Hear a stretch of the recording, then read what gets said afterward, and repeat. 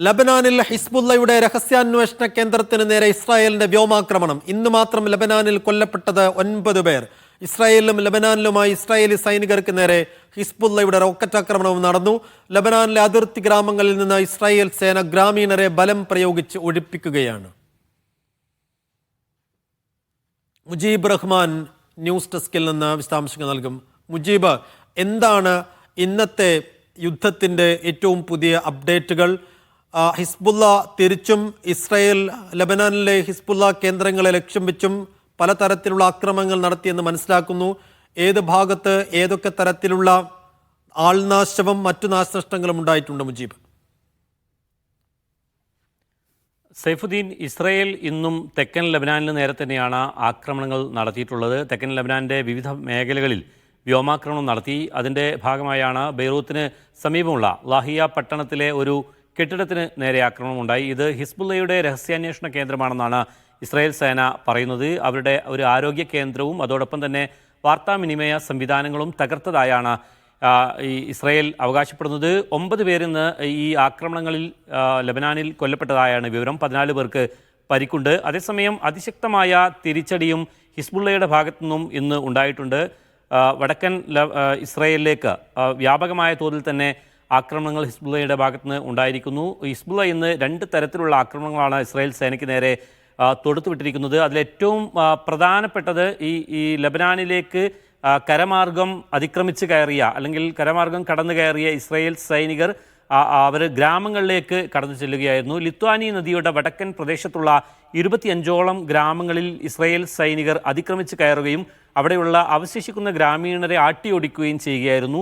ഇങ്ങനെ ജനങ്ങളെ അവിടെ നിന്നും ആട്ടിപ്പായിപ്പിച്ച ആ പ്രദേശങ്ങളിൽ ആളുകൾ ഒഴിപ്പിക്കുന്ന ഒരു നടപടി ഇസ്രായേൽ ആരംഭിച്ചിരുന്നു. അതിൻ്റെ ഭാഗമായി തെക്കൻ ലബനാനിലെ ചില പ്രദേശങ്ങളിലേക്ക് എത്തിയ സൈനികർക്ക് നേരെ ഇസ്രായേലിൻ്റെ ആക്രമണമുണ്ടായി. 3 സ്ഥലത്താണ് ഇന്ന് ഈ സൈനികർക്ക് നേരെ 3 തവണയാണ് തെക്കൻ ലബനാനിൽ തന്നെ ഇസ്രായേൽ റോക്കറ്റ് ആക്രമണം നടത്തിയത്. വലിയ തരത്തിലുള്ള ആൾനാശം അവിടെ ഉണ്ടായതായിട്ടുള്ള ആണ് ഹിസ്ബുള്ള അവകാശപ്പെടുന്നത്. എന്നാൽ ഇസ്രായേൽ ഇതിനോട് പ്രതികരിച്ചിട്ടില്ല. എത്ര പേർക്ക് അപകടത്തിൽ പരിക്കുകളോ അല്ലെങ്കിൽ ആൾനാശമോ ആയിട്ടുള്ള വിവരങ്ങൾ ഇതുവരെ ഇസ്രായേൽ പുറത്തുവിട്ടിട്ടില്ല. അതോടൊപ്പം തന്നെ വിവിധ ഇസ്രായേൽ നഗരങ്ങളിലേക്ക് സഫേദ് ഉൾപ്പെടെ വിവിധ നഗരങ്ങളിലേക്ക് ഇന്ന് ഇസ്രായേൽ ലബനാനിൽ നിന്ന് റോക്കറ്റ് ആക്രമണം നടന്നിട്ടുണ്ട് എന്നുള്ളതാണ്. ഇസ്രായേൽ അവകാശപ്പെടുന്നതനുസരിച്ച് ഈ 3-4 ദിവസങ്ങൾക്കിടയിൽ നടത്തിയ ഈ ആക്രമണങ്ങളിൽ തങ്ങൾ കാര്യമായി ഹിസ്ബുള്ള പ്രവർത്തകരെയും നേതാക്കളെയും തന്നെയാണ് ലക്ഷ്യമിട്ടത്. 60ഓളം ഹിസ്ബുള്ള പ്രവർത്തകർ ഇതിനകം കൊല്ലപ്പെട്ടതായും 200ഓളം ഹിസ്ബുള്ള കേന്ദ്രങ്ങൾ തങ്ങൾ ലക്ഷ്യമിട്ട് അതിന് നേരെ ആക്രമണങ്ങൾ നടത്തിയതായും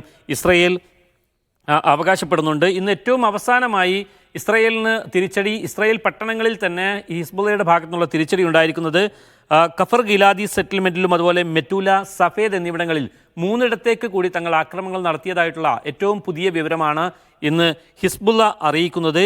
അതോടൊപ്പം തന്നെ ഈ നേരത്തെ നമുക്കറിയാം ഈ ആക്രമണങ്ങളുടെ ഒരു തുടക്കമെന്ന് അല്ലെങ്കിൽ ഇപ്പോഴത്തെ പുതിയ സംഭവവികാസങ്ങളുടെ ഒരു തുടക്കമെന്ന് പറയുന്നത് ഇറാൻ്റെ ഭാഗത്തുനിന്നുള്ള 200ഓളം മിസൈലുകൾ ഇസ്രായേലിൽ പതിച്ചതായിരുന്നു. അതിന് ഇസ്രായേലിന് പ്രത്യാക്രമണം ചെയ്യാനുള്ള അവർക്കുള്ള അവകാശമുണ്ട്. അമേരിക്ക അതിനുള്ള എല്ലാ സഹായങ്ങളും ചെയ്തു കൊടുക്കുന്നുണ്ട്. എന്നാൽ ആണവ കേന്ദ്രങ്ങൾ ആക്രമിക്കരുത് എന്ന് അമേരിക്ക ആവശ്യപ്പെട്ടിരിക്കുന്നു. ഇന്നിപ്പോൾ പറയുന്നത് ഇറാൻ്റെ തന്ത്രപ്രധാനമായ കേന്ദ്രങ്ങളിലേക്ക് ഇസ്രായേൽ ആക്രമണം ഉണ്ടായേക്കാം. ഒരുപക്ഷെ ഈ എണ്ണ കേന്ദ്രങ്ങളിലേക്കടക്കം ഇത്തരത്തിലുള്ള ആക്രമണങ്ങൾ ഉണ്ടായേക്കാം എന്ന സൂചന ജോ ബൈഡൻ പറയുന്നുണ്ട്.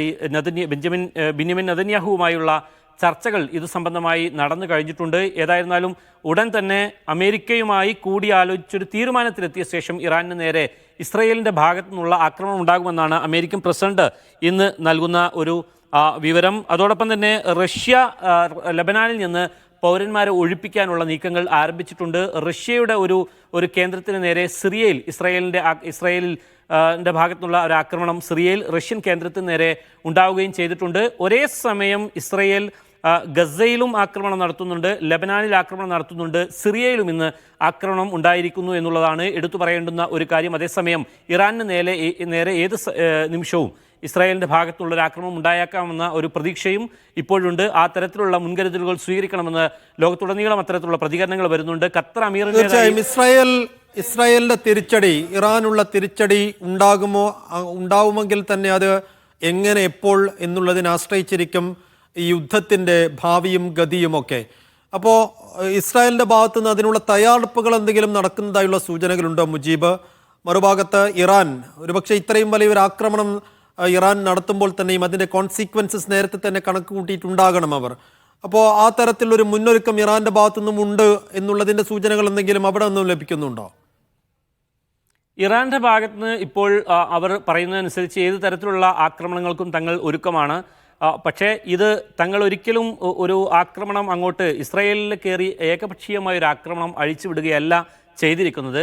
ഇറാനിൽ വെച്ച് ഹമാസിൻ്റെ ഏറ്റവും മുതിർന്ന നേതാവും മേധാവിയുമായ ഇസ്മായിൽ ഹനിയയെ ഇസ്രായേൽ കൊലപ്പെടുത്തിയതിനുള്ള ഒരു പ്രതികാരം, അതോടൊപ്പം തന്നെ ഇറാൻ്റെ ഏറ്റവും അടുപ്പമുള്ള ഹസൻ നസ്രുള്ളയെ വകവരുത്തിയതിലുള്ള ഒരു പ്രതികാരം, ഗസയിലും മറ്റും ഇസ്രായേൽ നടത്തിക്കൊണ്ടിരിക്കുന്ന കൂട്ടക്കൊലകൾക്കെതിരെയുള്ളൊരു പ്രതികാരം എന്ന രീതിയിലുള്ളൊരു തിരിച്ചടിയാണ് തങ്ങൾ നൽകിയിട്ടുള്ളത്. ഇസ്രായേലിനെ നേരിട്ട് ആക്രമിക്കുക എന്ന ഉദ്ദേശം ഇതിലില്ല.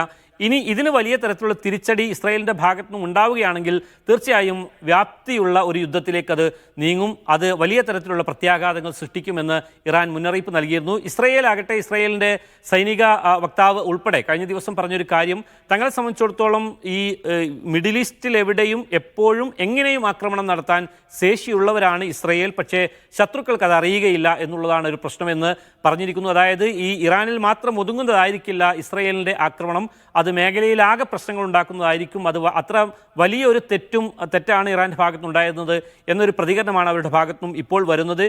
ഇപ്പോൾ ലെബനാനിലും ഗസയിലുമൊക്കെ ആക്രമണം ഇന്ന് തുടർന്നുകൊണ്ടിരിക്കുമ്പോഴും ഇറാനിന് നേരെ അത്തരത്തിലുള്ള ഒരു ശ്രമം ഇന്ന് ഇസ്രായേലിൻ്റെ ഭാഗത്തുണ്ടായിട്ടില്ല. എന്നാൽ അതിനുള്ള മുന്നൊരുക്കങ്ങൾ നടന്നു വരുന്നതായിട്ടും അമേരിക്കയുമായി അതിലുള്ള കൂടിയാലോചനകൾ നടന്നു വരുന്നതായിട്ടുള്ള വിവരങ്ങളാണ് നമുക്ക് ലഭ്യമാകുന്നത്. ലോകത്തെമ്പാടുമുള്ള മറ്റു രാജ്യങ്ങൾ ഈ കാര്യങ്ങൾ അതിസൂക്ഷ്മമായിട്ട് നിരീക്ഷിച്ചുകൊണ്ടിരിക്കുന്നുണ്ട്.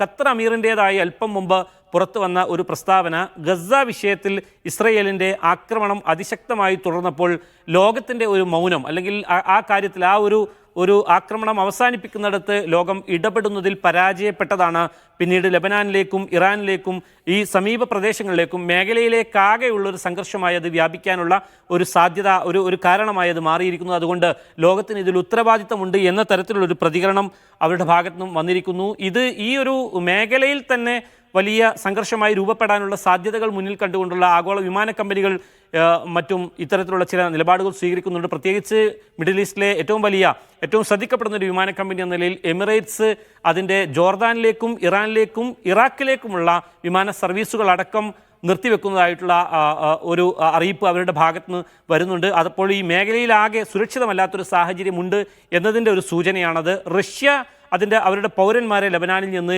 ഒഴിപ്പിച്ചു കഴിഞ്ഞിരിക്കുന്നു. റഷ്യയുടെ ഒരു വിമാനത്തിൽ ഇപ്പോൾ 60ഓളം ആളുകൾ മോസ്കോയിൽ തിരിച്ചെത്തിയതായി റഷ്യ അറിയിക്കുന്നുണ്ട്. കാരണം അവരുടെ ഡിപ്ലോമാറ്റ്സ് ഉൾപ്പെടെ, അവിടെയുള്ള എംബസി ജീവനക്കാർ ഉൾപ്പെടെയുള്ളവരാണ് ഇങ്ങനെ പോയിട്ടുള്ളത്. അവശേഷിക്കുന്ന പൗരന്മാരെയും തിരിച്ചു കൊണ്ടുപോകാനുള്ള ശ്രമങ്ങൾ നടക്കുന്നുണ്ട്. കഴിഞ്ഞ ദിവസം നമുക്കറിയാം, ഏറ്റവും വലിയ ഒരു വിഷയമായിട്ട് ജർമ്മനിയും ഓസ്ട്രിയയും കഴിഞ്ഞ ദിവസം ഈ ഇറാൻ അംബാസഡർമാരെ, അവിടെയുള്ള ഇറാൻ അംബാസഡർമാരെ വിളിച്ചു വരുത്തി അവരുടെ പ്രതിഷേധം അറിയിച്ചിരുന്നു. ഇന്നിപ്പോൾ നേരെ തിരിച്ച് ഇറാനാകട്ടെ ഈ തെഹ്റാനിലുള്ള ജർമ്മനിയുടെയും ഓസ്ട്രിയയുടെയും അംബാസഡർമാരെ വിളിച്ചു വരുത്തുകയും അവരുടെ പ്രതിഷേധം അറിയിച്ച് അതിനൊരു മറുപടി നൽകുകയും ചെയ്തിരിക്കുന്നു. ഈ തരത്തിൽ വിപുലമായ അല്ലെങ്കിൽ വലിയ പ്രത്യാഘാതങ്ങൾ ഉണ്ടാക്കുന്ന തരത്തിലേക്കുള്ളൊരു സംഘർഷമായി മേഖലയിലാകെ ഈ സംഘർഷങ്ങൾ പുകയുകയാണ്.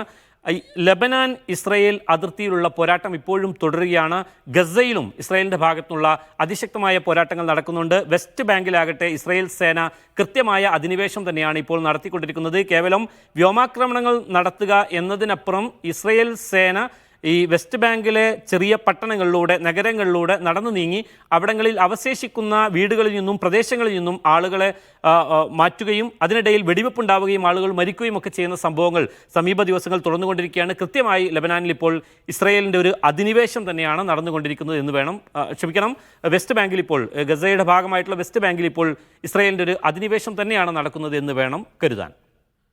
ശരി മുജീബ്, ഇസ്രായേലും ഹിസ്ബുള്ളയും തമ്മിലുള്ള നേർക്കുനേർ പോരാട്ടമാണ് ഇപ്പോഴും രൂക്ഷമായി തുടരുന്നത്. ഇരുപക്ഷത്തുമായി ഇന്നും നിരവധി പേർ കൊല്ലപ്പെട്ടിട്ടുണ്ട്. വിശദാംശങ്ങൾ നൽകിയത് ഇന്റർനാഷണൽ ഡെസ്കിൽ നിന്ന് മുജീബ് റഹ്മാൻ.